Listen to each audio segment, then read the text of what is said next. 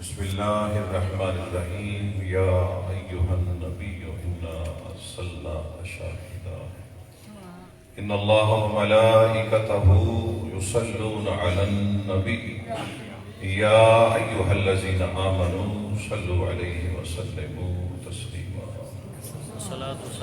الصلاة والسلام عليك يا سيدي يا رسول الله وعلى آلك وأصحابك يا سيدي يا حبيب الله الصلاة والسلام عليك يا جد الحسن والحسين السلام عليك وعلى آلك وأصحابك يا صاحب الدارين رب اشرح لي صدري ويسر لي أمري واحلل عقدة من لساني يفقهوا قولي اللهم اخرجنا من الظلمات الوهم وأكرمنا بنور الفهم سبحانك لا علم لنا إلا ما علمتنا إنك أنت العليم الحكيم واجب الاحترام استاد احترام استاد احترام علماء کرام بزرگوں دوستوں بھائیوں اللہ رب العالمین کی حمد و ثنا تاجدار مدینہ صلی اللہ علیہ وسلم کی بارگاہ ناز میں چند مرتبہ درود پاک ہدیۃً تحفۃً عقیدۃً با امید شفاعت صغریٰ و کبریٰ و حصول صحت مریضہ پیش کرنے کے بعد دعا کو خالق کبریاء مرحوم کے درجات بلند فرمائے وہ جنت میں اعلیٰ مقام عطا فرمائے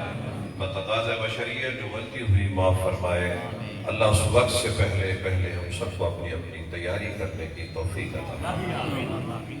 خالق کبریاء نے اپنے پاک کلام کے اندر ارشاد فرمایا یا ایھا النبی انا ارسلناک شاہدا، اے غیب کی خبر دینے والے میرے محبوب میں نے آپ کو چشمدید گواہ بنا کر بھیجا۔ غیب کی خبریں دینے والے محبوب میں نے آپ کو چشمدید گواہ بنا کر بھیجا، لیکن بھیجنے والا کون ہے جس کو سارے مانتے ہیں لیکن نہ وہ ذہن میں آتا ہے نہ فکر میں سماتا ہے نہ الفاظ میں اس کو بیان کیا جا سکتا ہے نہ اس کی کوئی جہت ہے نہ وہ کسی مکان میں آ سکتا ہے نہ وہ زمانی ہے نہ وہ مکانی ہے نہ اس کی جہت کا پتہ ہے نہ وہ کسی مکان کے اندر ہے، تو جس کا پتہ نہ ہو پھر اس کو کیا کہے؟ توجہ ہے میری طرف؟ بھیجنے والی ہستی نہ اس کی جہت کا پتہ ہے نہ وہ کسی مکان کے اندر سما سکتا ہے نہ وہ زمانی ہے نہ وہ مکانی ہے۔ اللہ اکبر، ما لا بدایت لہ ما لا نہایت لہ، نہ اس کی کوئی ابتدا ہے نہ اس کی کوئی انتہا ہے، پھر حضور اس کو کہیں تو کیا کہیں؟ لیکن موضوع میرا یہ ہے کہ اس نے مصطفیٰ کو شاہد بنا کر بھیجا۔ جیتے رہیں آپ۔ حاضرین محترم توجہ ہو نا میری طرف، تو میں بات عرض کرنا چاہتا ہوں کہ عالم کو مسئلہ بیان کرے سمجھ نہ آئے نہ تو ہم وجہ پوچھتے ہیں، جب عالم اس کی وجہ بیان کرتا ہے تو مسئلے کی سمجھ آ جاتی ہے کہ اس وجہ سے مسئلہ سمجھ نہیں آ رہا تھا۔ وہ اگر کوئی مسئلہ سمجھ نہ ہو تو وجہ پوچھتے ہیں، اگر کوئی بات سمجھنی ہو تو وجہ پوچھتے ہیں، اور کالجوں اور یونیورسٹیوں میں وجہ نہیں پوچھی جاتی وجوہات پوچھی جاتی ہیں۔ حضرین محترم اگر کسی بات کی سمجھ نہ آئے تو وجہ پوچھتے ہیں اور وجہ سے اس چیز کی سمجھ آ جاتی ہے، لیکن اگر مالک کی سمجھ نہ آئے تو پھر وجہ اللہ سے پوچھتے ہیں۔ اگر کسی بات کی سمجھ نہ آئے تو وجہ پوچھتے ہیں، وجہ پوچھنے سے مسئلے کی سمجھ آ جاتی ہے، اور اگر اس کی سمجھ نہ آئے تو وہ کہہ رہا ہے میں ایک وجہ اللہ بھیج رہا ہوں، بس محبوب میں عقل میں نہیں آ سکتا، الفاظ میں مجھے بیان نہیں کیا جا سکتا، جہت میری کوئی نہیں، زمانی میں نہیں، مکانی میں نہیں، محبوب تجھے گواہ بنا کر بھیج رہا ہوں، تو میرے وجود کی گواہی دیتے رہنا، لوگ مانتے رہے، بس تو میرے وجود کی گواہی دیتے رہنا، اور میں تمہیں گواہ بنا کر بھیج رہا ہوں۔ اس لیے علماء فرماتے ہیں کہ اگر حضور پہلے آ جاتے نا تو پھر 1,24,000 کی ضرورت ہی نہیں رہتی، کیونکہ جب دیکھنے والا آ جائے نا، جب دیکھنے والا آ جائے تو سننے والے کی گواہی کی کوئی اہمیت نہیں رہتی، پر میں پہلے ان کو بھیج رہا ہوں جو سن کر بتائیں گے، اور آخر میں اس کو بھیجوں گا جس نے دیکھ کر بتانا۔ لیے کہا میں نے محبوب تجھے چشم دید گواہ بنایا ہے. حضرت محترم خالق کبریا نے یہ بات سمجھانے کے لیے کائنات کو عقل کی دولت سے مالا مال فرمایا. فرمایا کسی بات کی سمجھ نہ آئے تو وجہ پوچھا کر. یا آپ اردو سمجھ نہیں رہے اور اگر سمجھ رہے ہیں تو پھر کنجوسی کر رہے ہیں. مسئلے کی سمجھ نہ آئے تو وجہ پوچھیں اور اگر میری سمجھ نہ آئے تو وجہ اللہ کی بارگاہ میں جائیں. مسئلہ سمجھنا ہو تو وجہ ہے, ذات خدا کو سمجھنا ہو. اور پھر مصطفیٰ کے صحابہ نے ایک حد تک حضور کو سمجھا اور کسی صحابی نے یہ نہیں کہا کہ یا رسول اللہ ہم یہ دعا کر رہے ہیں کہ ہم مالک کو دیکھنا چاہتے ہیں. حضور نے فرمایا من رعانی فقد رعا الحق, دیکھتے مجھے رہو مانتے اس کو رہو. دیکھتے مجھے رہو مانتے. علی نے مطلب اپنی سلطنت کے اندر, اپنی حکومت کے اندر, اپنی گورنمنٹ کے اندر وہ بعض بندوں کو عہدے عطا کرتا ہے, لیکن یاد رکھنا یہ عہدے صرف وہ کہتے خبردار اس جیسا اور کوئی نہ بنانا. جس کو میں بناؤں, جس کو میں عہدہ دوں, فرمایا اس کے سامنے کھڑے بھی نہ ہونا اور اس کے مقابلے میں بھی نہ آنا. فرمایا چاہے وہ خاک کا بنا ہو چاہے مٹی کا بنا ہو, اگر تو اس کا مقابلہ کرے گا نا تو میں تجھے خاک اور مٹی میں ملا دوں گا. اس لیے اس نے سب سے پہلے اپنی خلافت کا تاج اپنے ایک نمائندے کے سر پر رکھا. بس وہ تاج رکھنے کی دیر تھی کہ ایک بڑے میاں درمیان میں آ گئے. بس اس بڑے میاں کا درمیان میں آنا تھا. اللہ نے فرمایا نہ تجھے مارنا ہے, نہ تجھے پیٹنا ہے, نہ تجھے پھانسی پہ چڑھانا ہے. فرمایا تجھے زندہ بھی رکھنا ہے اور زندہ رکھ کر تجھے بتانا ہے کہ تو اس قابل نہیں رہے گا کہ کسی کو منہ دکھا سکے. فرمایا پھر تو قابل نہیں رہے گا کہ تو کسی کو منہ دکھا سکے. وجہ کیا ہے کہ فرمایا تو اس کے مقابلے میں آ گیا ہے جس کو میں نے, فرمایا تو اس کے مقابلے میں آ گیا ہے جس کو میں نے بنایا ہے, جس کو میں نے عہدہ دیا ہے. اور جس کو میں عہدہ دیتا ہوں نا پھر اس کی عزت اور لاج کا میں خود خیال بھی رکھتا ہوں. جس کو میں اللہ اکبر عزت دیتا ہوں, جس کو میں عہدہ دیتا ہوں, جس کو میں خود بناتا ہوں نا پھر اس کی عزت کا, اس کے لاج کا میں خود خیال رکھتا ہوں. اس لیے خبردار جس کو میں بناؤں نا اس کے مقابلے میں نہ آنا. مالک کیوں نہ آئے؟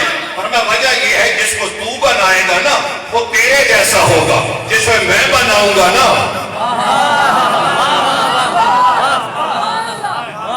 فرمایا جسے تو بنائے گا نا اس میں تیری صفات ہوں گی اور جسے میں بناؤں گا اس میں میری صفات ہوگی. فرمایا جسے تو بنائے گا نا وہ ہوگا خاکی اور میں ہوں نور السماوات والارض, میں جسے بناؤں گا وہ ہوگا نوری. فرمایا جسے تو بنائے گا نا وہ کبھی کبھی مشکلات میں پھنس جائے گا لیکن میں حل المشکلات ہوں. میں جسے بناؤں گا نا, جسے میں بناؤں گا وہ مشکل کشا ہوگا. اور فرمایا یاد رکھ تو ہے بے اختیار, جسے تو بنائے گا وہ بے اختیار ہوگا. میں صاحب اختیار ہوں, جسے میں بناؤں گا وہ احمد مختار ہوگا. جسے تو بنائے گا وہ بے اختیار ہوگا اور جسے میں بناؤں گا وہ احمد مختار ہوگا. اس لیے یاد رکھنا کہ جسے میں بناؤں اس کے مقابلے میں کسی کو کھڑا نہ کرنا, کیونکہ جسے تو بنائے گا اس میں تیرا کمال ہوگا, جسے میں بناؤں گا نا اس میں میرا کمال ہوگا. تو بے اختیار ہے, جسے تو بنائے گا وہ بے اختیار ہوگا اور جسے میں بناؤں گا وہ احمد مختار ہوگا. اور پھر یاد رکھنا اپنا نمائندہ ثابت کرنے کے لیے, دکھانے کے لیے پھر اسے خاص قوت بھی دوں گا, ایک طاقت بھی دوں گا جس سے پتا چلے گا کہ یہ بھی عام نہیں ہے اور جس نے بھیجا ہے. اور فرمایا اس کو دین کی اصطلاح میں, مذہب کی اصطلاح میں معجزہ کہتے ہیں. اس کو دین کی اصطلاح میں معجزہ کہتے ہیں. اور معجزے کے لیے پہلی شرط یہ ہے جس کے سامنے عقل آ کر دنگ رہ جائے, جو خلاف عادت ہو اور جو صاحب معجزہ معجزہ دکھانا چاہے اس کی مرضی کے عین مطابق ہو، اور فرمایا جو وہ دکھائے اس کی مثال دنیا میں ناپید ہو۔ مثال عرض کر دیتا ہوں، حضرت موسیٰ علیہ السلام کے ہاتھ میں جو عصا تھا آپ نے زمین پر ڈالا، وہ عصا نہ رہا، وہ سانپ بن گیا، اور جب اٹھایا تو پھر عصا بن گیا۔ فرمایا پوری کائنات میں اس کی کوئی مثال نہیں ہے۔ فرمایا معجزہ کس کو کہتے ہیں؟ امرن، فرمایا وہ کام خارق العادت یوجد البشر ان یاتوا بمثلہ، فرمایا جو میرا نمائندہ اس معجزے کا اظہار کرے اس کے سامنے کائنات میں کوئی کھڑا ہو کر اس کا مقابلہ نہ کر سکے۔ فرمایا یہ معجزہ ہے۔ تمام انبیاء کو میں نے معجزات عطا فرمائے، لیکن چونکہ وہ محدود دور کے لیے تھے اس لیے ان کے معجزات بھی محدود تھے۔ چونکہ وہ نبی محدود دور کے لیے آئے ہیں اس لیے ان کے معجزات بھی محدود تھے، لیکن مصطفیٰ کو رحمت للعالمین بنا کر بھیجا ہے۔ اب محبوب کو معجزے دے کر نہیں بھیجا، حضور کو سراپا معجزہ سر سے لے کر پاؤں تک اللہ اکبر معجزہ بنا کر بھیجا ہے۔ تمام انبیاء تشریف لے کر آئے، قرآن کہتا ہے چند معجزات لے کر آئے، محدود دور کے لیے آئے، لیکن جب حضور کی باری آئی فرمایا سر سے لے کر پاؤں تک، پاؤں کے ناخن تک حضور کا ایک ایک عضو جو ہے وہ معجزہ ہے۔ آئیے حضور صرف ایک نمائندے کی بات کر لیتے ہیں۔ جب حضرت ابراہیم علیہ السلام نے نمرود کو بتایا کہ میں اللہ کا نبی ہوں، اللہ نے مجھے بھیجا ہے، اس نے بحث و مباحثہ کیا۔ اب وقت نہیں ہے کہ اس کے دربار کے اندر بھی خوارے کے عادت قسم کے معمولات چلتے تھے جن کو دیکھ کر لوگ اسے خدا مانتے تھے۔ اللہ اکبر اللہ اکبر۔ اگر کوئی اس کا مطالعہ کرنا چاہے تو شاہ عبدالعزیز محدث دہلوی نے تفسیر عزیزی کے اندر بڑی تفصیل کے ساتھ اللہ اکبر ان واقعات کو نقل کیا ہے۔ میں مثال دے دیتا ہوں۔ آپ فرماتے ہیں کہ اس کے دربار میں ایک حوض تھا، سال کے بعد وہاں محفل سجتی تھی اور ہر بندہ اپنے گھر سے مشروب لے کر آتا تھا، لیکن وہ مشروب لا کر اس حوض میں ڈال دیا کرتا تھا، لیکن جب پینے لگتا تھا تو اس کے گلاس میں وہی جو گھر سے لے کر آیا تھا وہی شربت آ جاتا تھا۔ جب ان معاملات کو وہ لوگ دیکھتے تھے تو وہ کہتے تھے یہ بھی خدا۔ اپنے گھر سے جو مشروب لے کر آئے تھے انہوں نے کنویں کے اندر ڈال دیا، لیکن جب اپنے گلاس میں ڈالتے ہیں اللہ اکبر۔ پھر اس کے پاس ایک تالاب تھا، تالاب کی کیفیت یہ تھی اگر اس میں سچا بندہ داخل ہوتا تھا تو ڈوبتا نہیں تھا، اور اگر جھوٹا داخل ہوتا تھا تو ڈوب جاتا تھا، اور اگر وہ جھوٹا آدمی سچی توبہ کر لیتا تھا تو پھر بھی بچ جاتا تھا۔ اس کے دربار میں ایک آئینہ تھا، اس آئینے کو سامنے رکھ کر جب دیکھا جاتا تھا تو گم شدہ بندے کے بارے میں معلومات مل جاتی تھی کہ وہ شہر میں ہے یا گاؤں میں ہے، غربت میں ہے یا امیری کی حالت میں ہے، بیماری میں ہے یا صحت یاب ہے۔ یہ تمام معاملات جو ہے وہ اس بنیاد پر اپنی خدائی کو چلا رہا تھا۔ لیکن جب حضرت سیدنا ابراہیم علیہ السلام تشریف لے کر آئے، آپ نے فرمایا میں اللہ کا نمائندہ ہوں۔ سوال و جواب ہوئے، جب وہ سوالوں کے جواب نہ دے سکا تو جب کفر حضور دین اسلام سے اور حق سے شکست کھا جاتا ہے تو اس کا پرانا وتیرہ ہے، اس نے کہا حق کو جلایا جائے۔ اللہ اکبر۔ بہت بڑا آگ کا الاؤ جب حضور جل گیا، میرا ابراہیم علیہ السلام آپ ایک بلندی کے مقام پر آپ کو کھڑا کیا گیا، لیکن علماء فرماتے حیرانگی کی بات ہے نہ نمرود کا ڈر ہے، نہ نمرود کی پرواہ ہے، نہ آگ کی پرواہ ہے، نہ الاؤ کی پرواہ ہے، نہ اس کی فورس کی پرواہ ہے۔ بڑا خوبصورت جملہ علماء نے لکھا، فرمایا اگر پرواہ کرتا تو بے پرواہ کا نمائندہ نہیں ہو سکتا تھا، چونکہ بے پرواہ کا نمائندہ تھا اللہ نے اس کو بھی بے پرواہ بنا کر بھیجا تھا۔ اللہ اکبر۔ حضرت محترم جس وقت الاؤ اپنے انتہا پر پہنچتا ہے، حضرت ابراہیم علیہ السلام جیسے ہی آپ کی طرف آنے لگے، ذرا توجہ کرنا حضرت محترم، وہ سدرہ کا مکین اللہ کے دربار میں درخواست کرتا ہے، مالک تیرا بندہ بڑا بے بس ہے۔ ذرا غور کرنا یار جملے پر، تیرا بندہ بڑا بے بس ہے، بے بسی کی حالت میں ہے، مالک میرا خیال ہے اس کی مدد نہ کی جائے۔ اللہ نے فرمایا اگر تیری مدد لیتا ہے تو جا، چونکہ علماء کرام تشریف فرما، اس لیے میں محتاط طریقے سے گفتگو آپ کے سامنے رکھ رہا ہوں۔ اللہ اکبر، سبق یاد بھی ہو جائے، سبق سنا بھی دیا جائے۔ اللہ اکبر، کہا مالک تیرا بندہ بے بسی کی حالت میں ہے، اور اگر مالک میرا خیال یہ ہے کہ اس کی مدد کرنی چاہیے، اللہ نے فرمایا جا، اگر تیری مدد لیتا ہے تو مجھے کون سا انکار ہے۔ جیسے حضرت ابراہیم علیہ السلام آپ کی طرف آنے لگے نا، اللہ اکبر، آ کر اپنے پروں کو بچھا کر کہتا ہے آپ بے بسی کی حالت میں تھے، میں سدرہ پر تھا، وہاں سے میں چلا ہوں۔ فرمایا کیسے آنا ہوا؟ کہا حضور آپ کی مدد کے لیے۔ فرمایا تجھے میں نے تو نہیں بلایا۔ کہا حضور آپ بے بسی کی حالت میں تھے، میں نے کہا آپ کی مدد کی جائے۔ آپ نے فرمایا ہاں ہاں مدد کی ضرورت ہے، مگر تیری نہیں، جو مجھے دیکھ رہا ہے نا۔ مدد کی ضرورت ہے مگر تیری نہیں، جو مجھے دیکھ رہا ہے۔ اللہ اکبر، اللہ اکبر، سدرہ کے مکین کے نوری فرشتے کے ماتھے پر نوری پسینہ آ گیا، سر جھکا کر سدرہ کی طرف، اپنے سفر کی طرف رواں دوا ہے، سدرہ پر پہنچ کر سر کو جھکا کر کھڑا ہے۔ اللہ نے فرمایا جبریل ہو کر آیا ہے، بتا کیا رپورٹ ہے؟ حضرت جبریل علیہ السلام فرماتے ہیں مالک میں گیا تھا، بندہ بے بسی کی حالت میں تھا، میں چاہتا تھا اس کی کوئی مدد کی جائے۔ کہا پھر اس نے تیری مدد لی ہے؟ کہا مالک میں نے آفر تو کی تھی، لیکن اس نے کہا مدد کی ضرورت ہے مگر تیری نہیں، جو میری اداؤں کو دیکھ رہا ہے، اللہ اکبر، اس کی مدد کی ضرورت ہے۔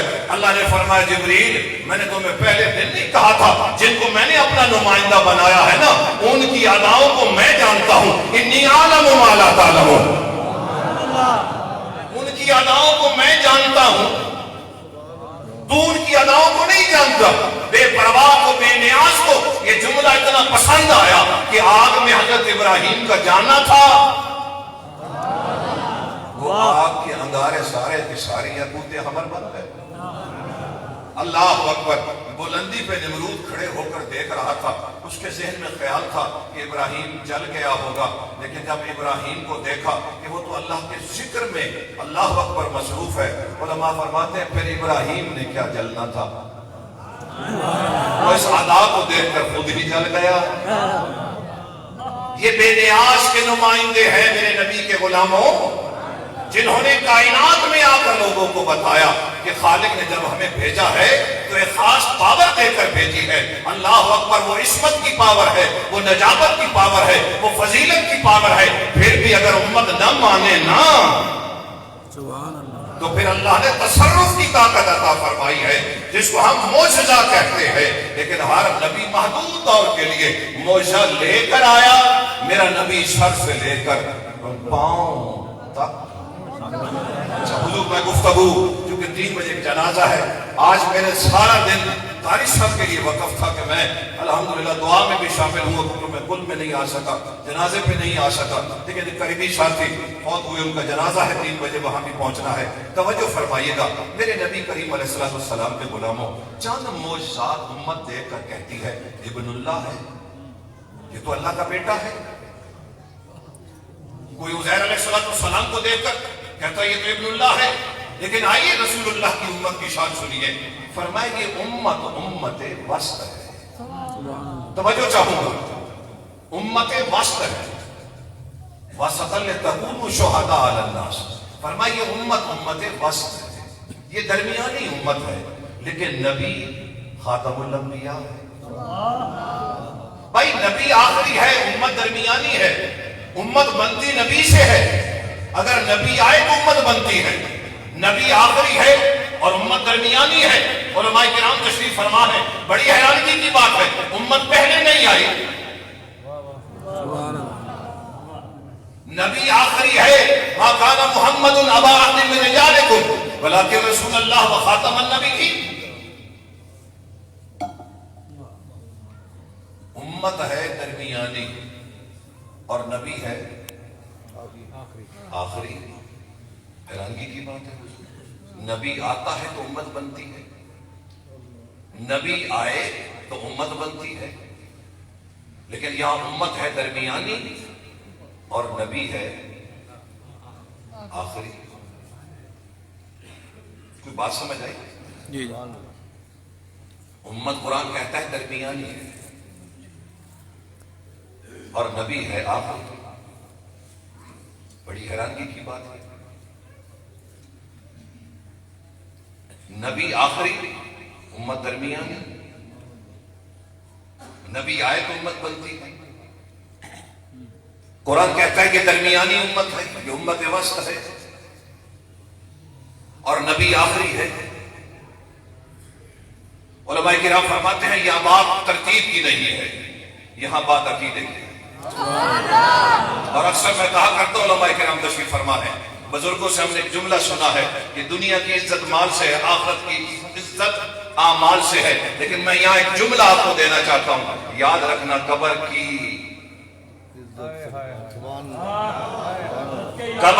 عزت عقیدے سے ہے. بہت اچھے. دنیا کی عزت مال سے، آخرت کی عزت اعمال سے، اور قبر کی عزت عقیدے سے. یہ امت وسط ہے اور نبی آخری ہے، بات سمجھنے والی ہے. علماء فرماتے ہیں یہاں ترتیب کی بات نہیں ہے، امت آخری ہے لیکن قیامت والے دن پہلی ہوگی. سب سے پہلے یہ امت اللہ اکبر جنت میں جائے گی. سب سے پہلے مصطفیٰ انبیاء میں نبی پاک تشریف لے کر جائیں گے، اور امتوں میں حضور کی امت تشریف لے کر جائے گی. جب تک حضور کا امتی تب اللہ اکبر جنت میں نہیں جائے گا، اس وقت تک کوئی امت نہیں جا سکے گی. اور جب تک حضور جنت میں نہیں جائیں گے کوئی نبی جنت میں نہیں جا سکے گا. یہاں ترتیب میں سب سے آخری ہے، وہاں ترتیب میں سب سے پہلی ہوگی. لیکن توجہ چاہوں گا میرے نبی پاک کے غلاموں، یہاں بات ترتیب کی نہیں ہے. علماء فرماتے ہیں یہاں بات عقیدے کی ہے. پہلی امتوں نے یا نبی کو بڑھا دیا یا نبی کو گھٹا دیا. حضور کی امت کی شان یہ ہے، یہ نہ نبی کو بڑھاتی ہے نہ نبی کو گھٹاتی ہے. اللہ کے نبی کی عظمت کو جتنا بڑھا سکتی ہے بڑھاتی رہتی ہے. اللہ کو ان کی ادا اتنی پسند آئی، اللہ نے فرمایا کسی نے گھٹا دیا کسی نے بڑھا دیا. جاؤ امت مصطفیٰ، تمہاری شان یہ ہے نہ تم ہاتھ سے بڑھاتے ہو.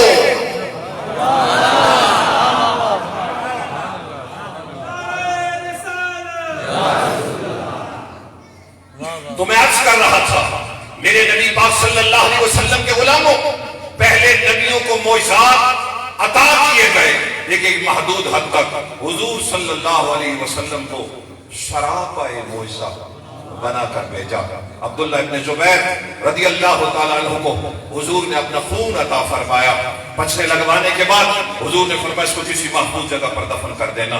اللہ اکبر اللہ اکبر. عبداللہ ابن مسعود جب واپس آئے، عبداللہ ابن زبیر واپس آئے، میرے مصطفیٰ کریم نے فرمایا عبداللہ خون کو محفوظ جگہ پہ اللہ اکبر محفوظ کر دیا ہے. کہا حضور بالکل آقا ایسی جگہ پر محفوظ کیا ہے جہاں حضور بے ادبی کا احتمال نہیں. حضور نے فرمایا میرے صحابہ اس کی بات کو سمجھو، یہ کیا کہنا چاہتا ہے؟ میں یا سنگا نہیں. فرمایا عبداللہ بن زبیر بتانا چاہتا ہے کہ وہ خون میں نے زمین میں دفن نہیں کیا، اس کو میں نے اپنے بطن کے اندر محفوظ کر لیا ہے. میرے مصطفیٰ کریم صدا لگاتے ہیں صحابہ دوڑ کر آؤ، جس نے یقینی جنتی کو دیکھنا ہو عبداللہ بن زبیر کو دیکھنا. گویا جس کے وجود کے اندر مصطفیٰ کے خون کا ایک قطرہ ہو اس کو ہم جنتی کہتے ہیں، اور جس کا وجود سارا ہی خون مصطفیٰ سے بنا ہو اسے ہم جنتیوں کا سردار کہتے ہیں. اپنے عقیدے میں ہم اس کو جنتیوں کا سردار کہتے ہیں. یہاں حاضرین محترم ذرا غور فرمائیے، اگر یہاں کے دور اس دور کے اندر اگر بندہ بندے کا خون پیے نا تو ہم اس کو وحشی کہتے ہیں، ہم اس کو درندہ کہتے ہیں. یار یہ وحشی ہو گیا ہے، یار یہ درندہ ہو گیا ہے، یہ بندہ بندے کا خون پینے لگ گیا ہے. اللہ نے فرمایا جس کو میں بناؤں اس کے مقابلے میں نہیں آنا. کیوں کہ اس کو میں شان عطا کرتا ہوں، اور وہ شان معجزہ ہے. جو امت جس کی عقل اس کو دیکھ کر دنگ رہ جائے، جو امت اس کے مقام کو نہ سمجھ سکے اور اس کے معجزات کو وہ کہاں تک سمجھے گی. فرمایا کائنات والو اگر بندہ بندے کا خون پیے تو ہم کہتے ہیں یہ وحشی ہو گیا ہے، لیکن جس کے بدن کے اندر مصطفیٰ کے خون مبارک کے چند قطرے چلے جائے، حضور بلا کر کہتے ہیں میرے صحابہ ذرا دوڑ کر آنا. جس نے یقینی جلدی کو دیکھنا ہو وہ اس کو دیکھ لے. قیامت کا دن ہوگا، سارے نبی اپنی امتوں کو لے کر آئیں گے. اللہ پاک فرماتا ہاں نبیوں تم نے اپنا پیغام امت تک پہنچا دیا. امتی کہیں گے مالک کوئی پیغام ہم تک نہیں پہنچا. اللہ پاک فرمائیں گے جاؤ اور جا کر انبیاء اپنے اپنے گواہ لے کر آؤ. اس وقت انبیاء حضور کی امت کو بطور گواہ پیش کریں گے. حضور کی امت گواہی دے گی. اللہ اکبر. حضور کی امت کن کی گواہی دے گی؟ انبیاء کرام کی گواہی دے گی. لیکن اس وقت objection ہوگا کہ یہ مالک یہ تو بعد میں آئے تھے، یہ نبیوں کی گواہی کیسے دے سکتے ہیں؟ اس وقت امت مصطفیٰ کہے گی مالک اگر اجازت ہو تو پھر ہم اپنا گواہ لے آئیں، پھر ہم اپنا گواہ لے کر آئیں. حضور علیہ السلام امت لے کر آئے گی، اصحاب محمد لے کر آئیں گے، آل محمد لے کر آئے گی، اولیاء کاملین لے کر آئیں گے. حضور پہلی گواہی دیں گے میری امت سچی ہے، ان کی گواہی سچی ہے، میری امت سچی ہے. یہ جو گواہی دے رہے ہیں میں نے ہی انہیں بتایا تھا کہ آدم سے لے کر عیسیٰ تک 1,24,000 کم و بیش انبیاء تشریف لے کر آئے اور انہوں نے اپنا اپنا پیغام اللہ اکبر اپنی امتوں تک پہنچا دیا. یہ پہلا وصف ہے امت مصطفیٰ کا. اور دوسرا وصف فرمایا بلغ ولا حرج، نبیوں کو کہا تبلیغ کرو تمہارے لیے کوئی تنگی نہیں. امت کی باری آئی تو کہا ما جعل علیکم فی الدین من حرج، جاؤ امتیوں جو مقام میں نے پہلے نبیوں کو دیا تھا نا وہ تمہیں دیتا ہوں. انبیاء کو کہا دعا کرو ہم قبول کریں گے. امت کی باری آئی تو کہا ادعونی استجب لکم، تم دعا مانگتے جاؤ ہم تمہاری دعا کو قبول کرتے جائیں گے. ماں باپ کے لیے اپنے بیٹے کی دعا. لیکن یہ امت کتنی خوش نصیب ہے، اللہ اکبر. یہ امت کتنی خوش نصیب ہے. اس امت کے لیے ابراہیم علیہ السلام دعا کر رہے ہیں.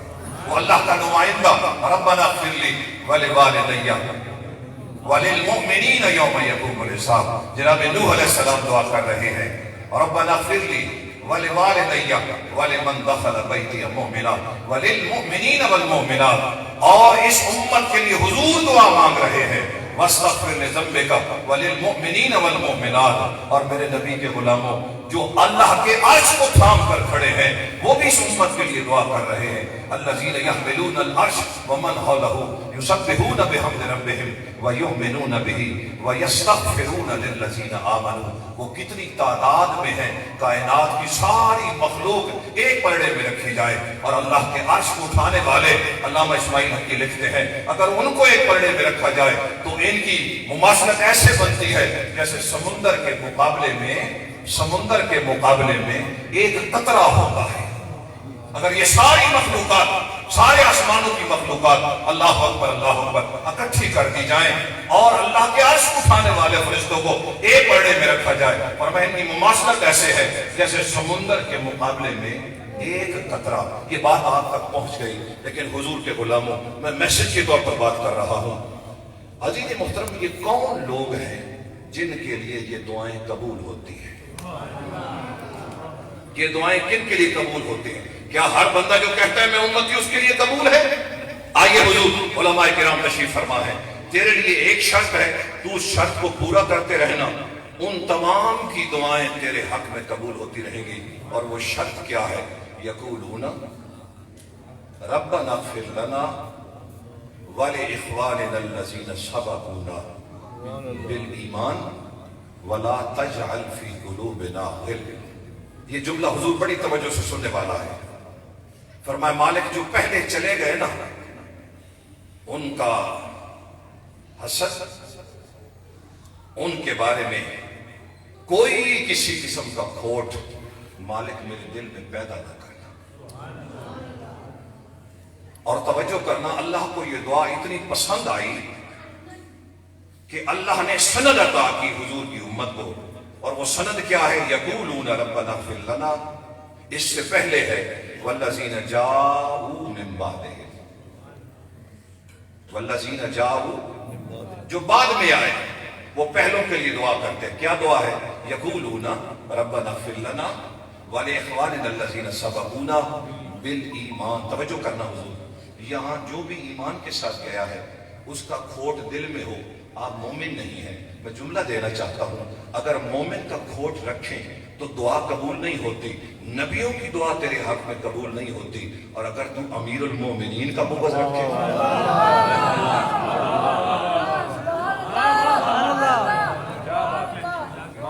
جو صرف قاری صاحب کو منہ دکھانے کے لیے آئے وہ نہ بولیں، بات سمجھ آئی؟ جو ایک نمبر سنی ہے وہ بات بہت سمجھے بھائی، نبیوں کی دعائیں ان کے حق میں قبول ہوں گی جو ابو بکر کے لیے دعا کرے، نبیوں کی دعا ان کے حق میں قبول ہوگی جو میرے عمر کے لیے دعا کرے۔ یقولون ربنا اغفر لنا ولاخواننا الذین سبقونا بالایمان ولا تجعل فی قلوبنا غل، فرمایا تیرے دل میں ان کے بارے میں کوئی کھوٹ نہ ہو، تیرے دل میں کھوٹ آ جائے وہ مانتا نہیں، اور اگر تو سٹیج پر آ کر کہے، فرمایا ان کا بغض تیرے دل میں آنے کی دیر ہے، کسی نبی کی دعا تیرے حق میں قبول نہیں ہوگی، تیرے لیے دعا مشروط ہے۔ اگر نبیوں کی دعا لینا چاہتا ہے تو پہلے ابو بکر کو دعا دینی پڑے گی، عمر کو دعا دینی پڑے گی، عثمان کو دعا دینی پڑے گی، علی کو دعا دینی پڑے گی، حسنین کریمین کو دعا دینی پڑے گی۔ اور حضور میرے نبی کے غلاموں، یہ بات یاد رکھنا، جن سے پیار رسول کرے تو ان سے پیار نہ کرے، اور یہ ڈیمانڈ ہو کہ میں نے جنت میں جانا ہے، یہ تیرے ذہن کی اختراع ہے، یہ تیرے ذہن کی اختراع ہے۔ ہو سکتا ہے کسی سٹیج پر کسی ہستی کا ذکر کر کے تجھے 4 روپے تو مل جائے، لیکن قبر کی اصلاح اور قبر کی نجات اور قبر کی عزت عقیدے سے ہے۔ وہاں اگر عقیدہ درست ہوگا، اگر عقیدہ درست نہ ہوا، اللہ اکبر اللہ اکبر، تو کہتا رہے میں مومن ہوں، کہا نا مومن کی شان ہے۔ یقولون ربنا اغفر لنا ولاخواننا الذین سبقونا بالایمان ولا تجعل فی قلوبنا غل للذین آمنوا ربنا انک رؤوف رحیم۔ میں اس پر سیر حاصل گفتگو کرنا چاہتا تھا، لیکن حضرت محترم صافی صاحب تشریف لے کر آئے، ایک کونے سے صدا آئی، شاہ صاحب بادشاہ آدمی ہے، آپ قرآن کی ایک آیت پڑھ کر لوگوں کو گمراہ کر رہے ہیں، اگر ان کا دل نہ رکھے، یہ تو آپس میں لڑتے رہے، یہ تو آپس میں جھگڑتے رہے، ان کی تو آپس میں جنگیں ہوتی رہی۔ میں کہا میں نے نہ کوئی سے پوچھنا ہے، نہ نبی سے پوچھنا ہے، نہ کسی ولی سے پوچھنا ہے، میں نے پھر قرآن سے پوچھنا ہے، اور قرآن بول کر کہتا ہے وَنَزَعْنَا مَا فِي صُدُورِهِمْ مِنْ غِلٍّ۔ قرآن کہتے ہیں ان کے دلوں میں جو کھوٹ تھا وہ تو ہم نے نکال دیا، وہ ہم نے نکال دیا، یہ تیرے ذہن کی اختراع ہے۔ وَنَزَعْنَا مَا فِي صُدُورِهِمْ مِنْ غِلٍّ إِخْوَانًا عَلَى سُرُرٍ مُتَقَابِلِينَ۔ قیامت والے دن جہنم کو جوش دیا جائے گا، دیکھا جائے گا چاروں یار بیٹھے ہیں، اور پھر جنت کو جوش دیا جائے گا۔ اللہ اکبر، جنتی دیکھیں گے، اللہ اکبر اللہ اکبر، چاروں اصحاب محمد بیٹھے ہیں، وہ دیکھ کر کہیں گے ان کی محبت ہمیں جنت میں لے آئی، جہنم والے کہیں گے ان کا بغض ہمیں جہنم میں لے کر آیا۔ میرے نبی کے غلاموں، اپنے عقیدے کی اصلاح کر لو، اپنا عقیدہ درست کر لو، اصحاب محمد کی عزت، آل محمد کی عزت اپنے دلوں کے اندر پیدا کرو، اور جتنی اس کی کمی ہے، جتنی اس کی وولٹیج کم ہے، اس وولٹیج کو پورا کرنے کی کوشش کرو۔ اللہ اس جہان کے اندر بھی کامیابی عطا فرمائے گا، اللہ قبر کے اندر بھی عزت عطا فرمائے گا، اللہ حشر میں بھی عزت عطا فرمائے گا۔ لیکن بات تب بنے گی کہ جب انسان کا عقیدہ، بولیے عقیدہ درست ہوا، بولیے عقیدہ درست نہ ہوا نا تو یہاں بھی مار پڑے گی، قبر میں بھی مار پڑے گی، حشر میں بھی مار پڑے گی۔ اور میں ان دوستوں کے لیے بھی عرض کرنا چاہتا ہوں کہ جو